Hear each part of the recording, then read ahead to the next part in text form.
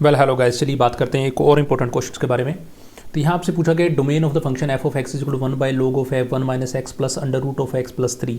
तो बच्चों, जब भी किसी फंक्शन के डोमेन की बात होती है तो यानी कि उस फंक्शन को डिफाइन है या नहीं एक्चुअली, यानी कि किस किस पॉइंट पे वो फंक्शन डिफाइन है, that is actual meaning of domain.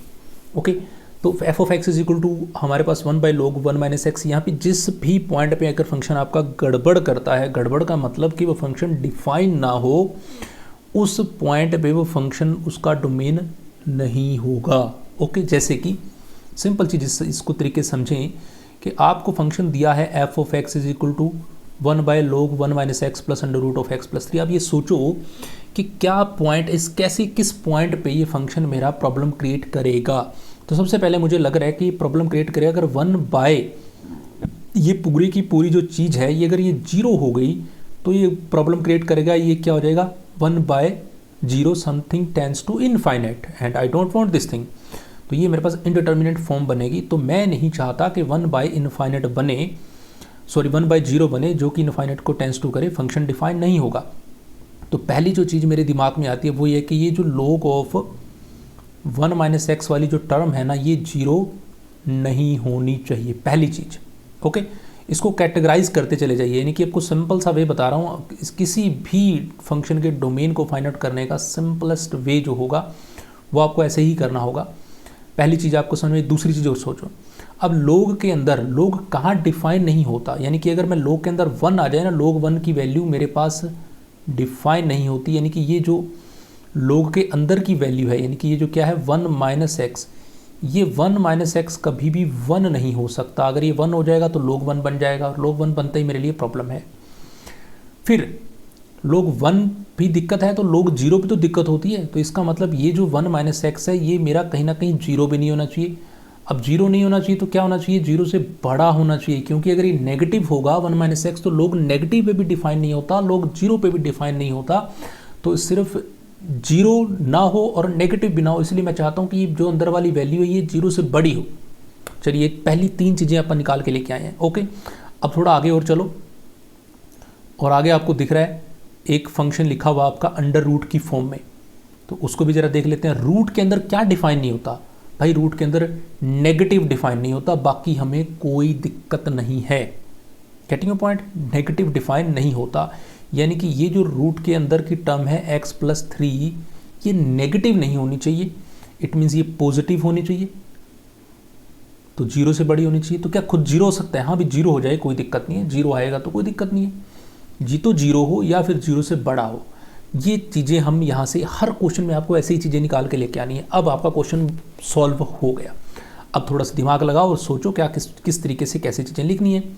अब देखो भाई, 1 minus x log 1 minus x 0 ना हो, ये तो तभी पॉसिबल है ना कि ये जो 1 माइनस एक्स आपका है ये खुद 0 से तो बड़ा हो। पहली बात तो आपको यही चीज़ समझ में आती है यहाँ से, पहले वाले पार्ट से अगर मैं बात करूँ, तभी ये जो है ना खुद 0 नहीं होगा। 1 माइनस एक्स नोट 1 के इक्वल ना हो, इसका मतलब ये जो माइनस ऑफ एक्स है ये क्या ना हो, 1 को उधर ले जाओगे तो क्या हो जाएगा 0, यानी कि माइनस ऑफ एक्स 0 ना हो, मतलब क्या आ गया, मतलब आ गया x जो है वो 0 ना हो। ये आपको दूसरी बात यहाँ से मिली है, x जो है 0 ना हो। यहाँ पे आ जाइए, 1 माइनस एक्स ग्रेटर देन 0 होना चाहिए, यानी कि माइनस ऑफ एक्स आपका ग्रेटर देन क्या होना चाहिए दोस्तों, -1। अब x दोनों तरफ नेगेटिव से मल्टीप्लाई करोगे तो x क्या आ जाएगा, लेस देन, यानी कि x क्या होना चाहिए 1 से छोटा। अब इसको भी सॉल्व कर लो। अब यहाँ x क्या होना चाहिए, x must be greater than equal to what, -3। x must be equal to greater than -3, यानी कि इन पूरी जो भी आपने यहाँ पे 3-4 कंडीशंस बनाई थी, उन 3-4 कंडीशन से ना आपको ये चीज़ निकल के सामने आई कि जी एक तो जो x है ना वो आपका 0 ना हो, एक x आपका 1 से छोटा हो, और एक x आपका या तो -3 से बड़ा हो या फिर बराबर हो। अब इन 3 चीज़ों को आपको लिखते कैसे हैं, देखो दोस्तों, यानी कि x आपका कहाँ से कहाँ बिलोंग करना चाहिए, यानी कि सर डोमेन क्या हो जाएगा, फाइनल डोमेन आप लिखो D से, D must be equal to आपका पहला क्या है, पहला इंटरवल क्या बन रहा है, देखो पहली चीज़ 0 नहीं होना चाहिए, यानी कि 0 नहीं होना चाहिए, यानी कि आपको 0 को तो एक्सक्लूड करना ही करना है, 0 तो हटा दो, जो भी चीज़ बनेगी उसमें से 0 हट गया, यानी कि इसका काम हो गया। अब 1 से छोटा हो, 1 से छोटा, 1 से छोटा, तो यानी कि सबसे बड़ी वैल्यू जो x की होगी वो क्या होगी, 1 होगी। तो यहाँ पे लिख दो 1, कॉमा, और बड़ा किससे होना चाहिए, -3 से। तो ठीक है जी, -3 से बड़ा होगा या बराबर भी हो सकता है। तो इसका मतलब यहाँ पे मैं क्लोज ब्रैकेट बना सकता हूँ। ओके, तो here also you can use this bracket. तो -3 से 1 तक आप जा सकते हैं, -3 to 1। तो x must be less than 1, x 1 तक होगा, सॉरी यहाँ आप ओपन ब्रैकेट यूज कीजिए फिर,